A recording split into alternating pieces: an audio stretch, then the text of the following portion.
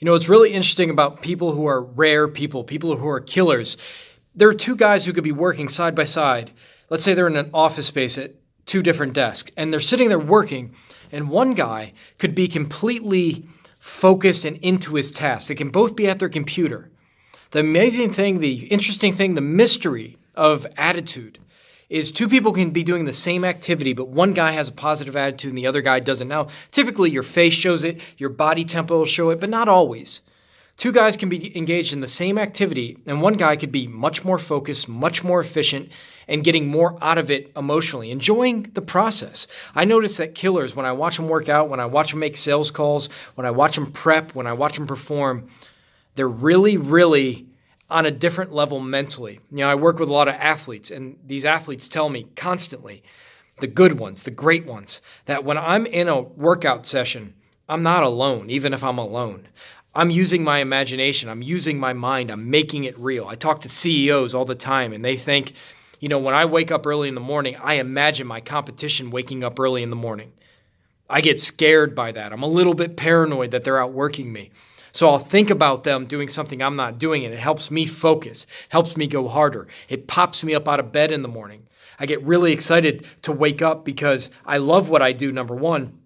I have a vision that's magnetic, that pulls me forward, but I also have this paranoia, this idea that they're out there and they're coming after me, that I'm hunted. In my new program coming out, Killer Instinct, I talk about how killers are both predator and prey. They feel hunted by the competition, but they also feel like they're hunting. So they love to prepare.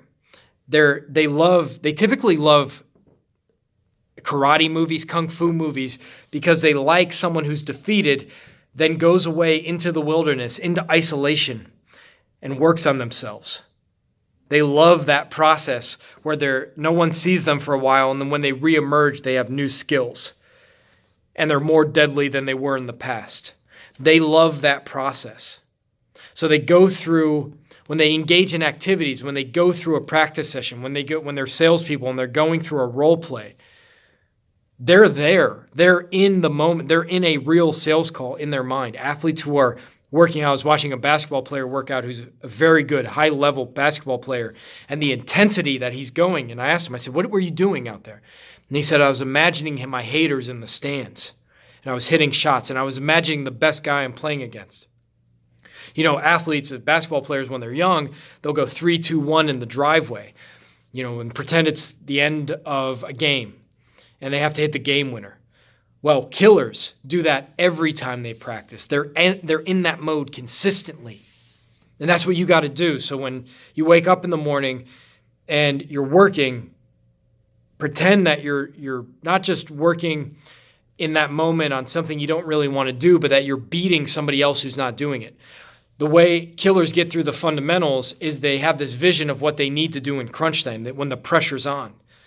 So they make the fundamentals, they do the fundamentals as if they're doing it when it matters.